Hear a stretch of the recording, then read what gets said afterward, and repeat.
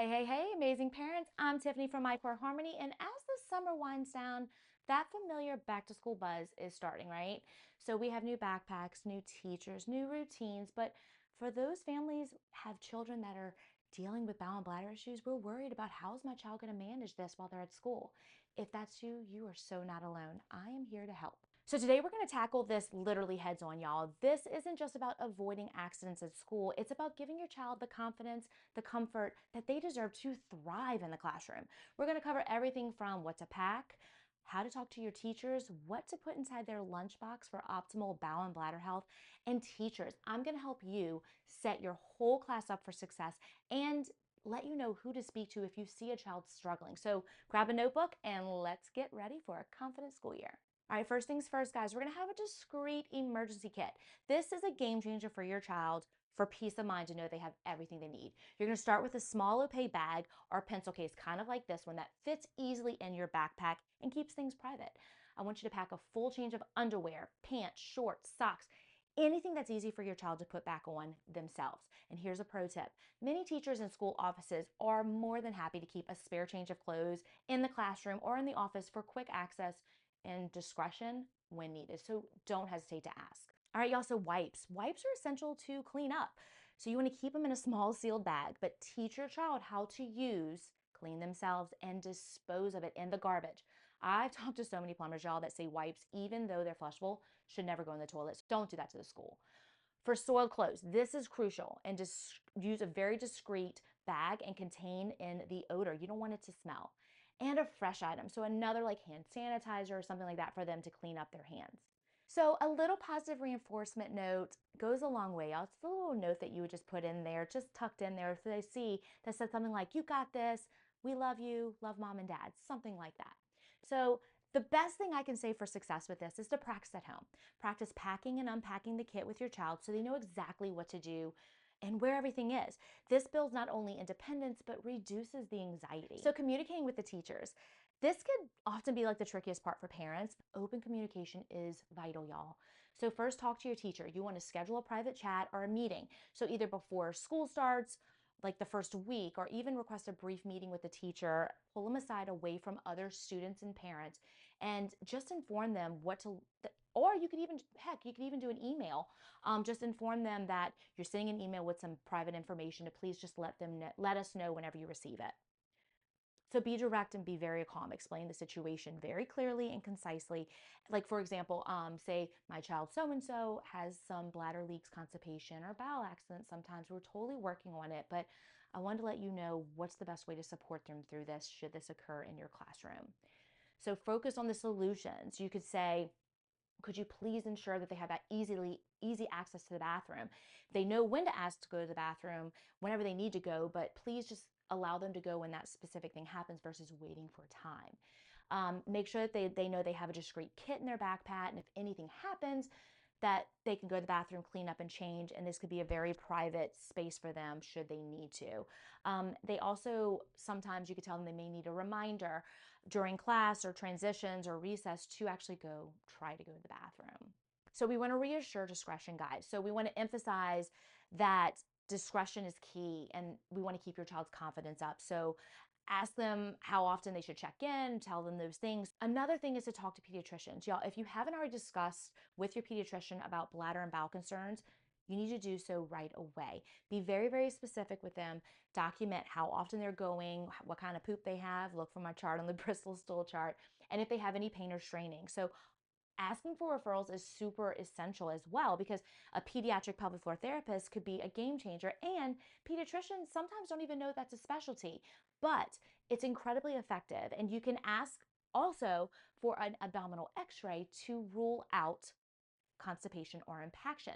So what will happen is you'll have an x-ray like this, and what'll come up is if you see the sacrum here, you can see the outline of the sacrum. If you can't see that in the x-ray, there's stool impacted there, guys. So you want to be mindful of that and make sure that they're directing you and guiding you on how to clear out that impaction so that they could get back to regular bowel habits. And then another thing is really just getting a letter from the pediatrician or the specialist, a formal letter saying something to the effect of their specific needs, like ensure that they have unrestricted access to water, because sometimes they restrict water because they don't want to go to the bathroom all day, but they need the water. Also, having the ability to go to the restroom whenever needed without having to worry about delaying the process. This could be incredibly helpful for the school compliance and for your child's comfort. All right, teachers, this is where I really need you. I know it's a lot to deal with. You're dealing with 20 to 30 little people, but when there's a bowel or bladder issue brought to you from a parent, please know that it may be an inconvenience, but you are the parent's lifeline when they are not there with the child. So stay tuned. I'm going to have a lot more support for you and a lot more videos to navigate this situation, but please know that what they're asking you is essential. So advocate for your child, guys. Don't be afraid to ask questions and ask for specialized help. It is a very critical time when you set your child, this is super essential for you to set your child up for a healthy bowel and bladder function in the future. So don't give up. You have got this. All right, guys, so small adjustments at school can make a huge, huge difference, y'all. So teachers, this is essential for all of your students. So making these small adjustments and encouraging your students to practice these strategies will help improve their bowel and bladder function, preventing dysfunction in the future. So this isn't just for the littles who have the bowel and bladder issues. All right, so the first is obviously bathroom access. Ensure the children go to the restroom whenever they need to go. So don't make them feel embarrassed and asking repeatedly. So scheduling bathroom breaks, I always say work with them on having potty breaks throughout the day. Ideally, you want to go around 2 to 3 hours, not just, oh, we're just going to go at lunch or we're just going to go at the beginning of the day. Every 2 to 3 hours, make sure you take that time to take them to the restroom because especially for those children who tend to hold, they're not going often enough. Does that make sense? But if a child is wanting to go too frequently, teachers, look for a potty log that I have in the description section.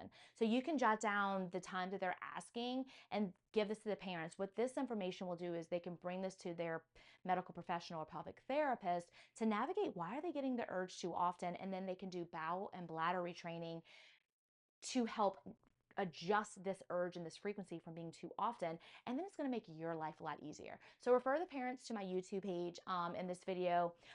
They can get support that they need. I have a lot of videos to share with the parents. All right, so another strategy, having water access daily. So encouraging water drinking throughout the day, just not chugging all at once, is essential. So a lot of kids, like, they keep their water bottles in the hallway and they don't have access to it. And what happens is they drink a ton of water, and then what's going to happen? They got to go to the bathroom within like 30 minutes because they chugged a ton of water. So a good rule of thumb is, I always say, about half of their body weight in water. And if they're going outside and sweating, exerting energy, you want to make sure that they are getting a little bit extra water at that time. So about half their body weight, make sure they have a cup, refillable, and access throughout the day. This is for all children, guys. All right, and parents, I'm going to help the teachers out here. Please send water and water only. This is not just because spills are easier to clean up. I mean, imagine cleaning up sticky apple juice compared to just a quick wipe up of water. But other fluids increase the urge to use the restroom. Therefore, they're having to go potty more often. So check out my video on 5 tips to fix bladder problems. There's a full explanation on why this is super important of what they drink, and the link's in the description, guys, okay?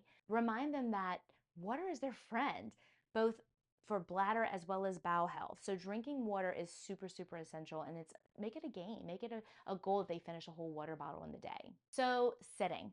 For any child with constipation or bladder issues, even overactive bladder, you want to ensure that they're sitting with proper foot support when they're using the toilet. Because what happens is if their foot's dangling, they're not able to relax their pelvic floor. Obviously, using a stool of some sort at school for older children is literally impossible, but at home, make sure they have a stool or a squatty potty to get their knees up to improve the evacuation of stool. Look at my video, Defeating Constipation. Again, the link's in the description section, but has essential explanations and tips on how to manage constipation. All right, so quiet time. If your child struggles with having a bowel movement, discuss having a quieter restroom or a less busy time for them to try to use it. And teachers, please understand that although we are a huge, huge time crunch, I've taught in the school system, so I get it. But sometimes their little bowels just take a minute or two to start working before they start going to the restroom once they sit. But do not allow them to sit more than 5 to 10 minutes if they haven't started using the restroom, because that can make the constipation worse. Say, okay, we're going to get up. We can come back and try a little bit later. All right, so your lunchbox. Let's talk about what you put into your body that's actually going to help. So what goes into their bodies is just as important as what comes out, y'all. So a bowel-friendly lunchbox can prevent constipation and discomfort. So Focus on fiber. So berries, apple slices with the skin, y'all, pear, veggies. So veggies could be anything from carrot sticks, cucumbers, bell peppers, cherry tomatoes, things like that. Whole grains like whole wheat bread for sandwiches, whole grain crackers, a quinoa salad, legumes. So like any kind of hummus with veggie sticks, roasted chickpeas, any kind of beans. Healthy fats, you want to make sure you have like avocados, sliced maybe like a handful of nuts if there's no allergies. And again, hydration, y'all. Hydration is super important. Water bottle is key. Avoid sugary juices, sodas that could irritate the bladder and contribute to constipation. So packing a healthy, bowel-friendly lunch does not have to be hard, y'all. I have an ebook called My Core Harmonies Lunchbox Ideas and Recipes. It's an ebook and it's packed with recipes. It's packed with easy to make meals and snacks and lunchbox ideas to help get your child to eat more nutritious food and also make it kind of fun. So check that out. There's a link in the description section. So beyond all of these specifics that I detailed earlier, remember the emotional side, y'all. We want to build confidence for these children. Reassure your child that accidents will happen and it's okay. Focus on the efforts that they're making and not just the outcome. So praise their bravery and communication, like when they actually communicate with you, be open and honest with them and talk to them freely. So stress management. Schools can be super stressful, y'all.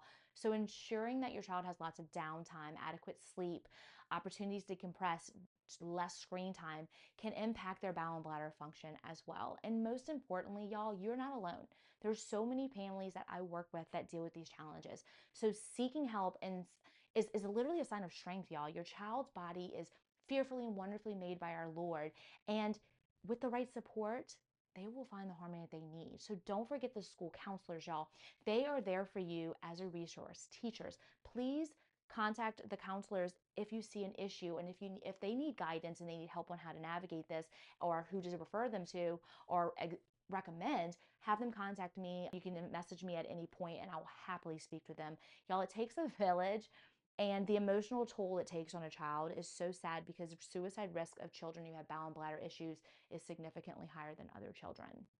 So you're making a difference in this child's life, whether you think you are or not. All right, as we close, I'd love to take a moment and just say a quick little prayer for you as this year starts and this school year. Heavenly Father, I thank you so much for those who have taken the opportunity to watch this video to not only gain knowledge to help themselves as well as their students. Lord, I ask that you please put your hand on these babies. I know this is a very difficult situation to navigate, not only emotionally but physically, but help them to know that you are there for them and that you love them and that you are protecting them and making them well. Lord, I ask the parents that you help them for patience, give them patience, help guide them so that they're able to give their babies the support that they need. And Lord, the teachers, Lord, please give the teachers the support that they need. This is a very difficult time for them. They navigate so many different situations and difficulties. Lord, we are so blessed for them and we love that they love our babies and that they're there for them. Lord, keep all of these children safe as they go throughout this year. We love you. We praise you. So as you prepare for back to school, remember all of these steps, y'all. Pack a discreet kit. Communicate openly with teachers, pediatricians, implement school day strategies, and give them a good lunchbox to help, and hydration. Give them water. If you feel overwhelmed or if your child's symptoms persist, please don't hesitate to reach out. At Microharmony, we offer personalized pediatric pelvic health consultations to help your child thrive. Visit my website, microharmony.com, for additional resources, access to webinars that I'm putting on for pediatric, as well as you mamas need help for your pelvic floor. I am here for you. Don't forget to like this video, subscribe to my channel, and hit the notification bell so that you can get more pelvic health tips from me. Take care, guys. Bye.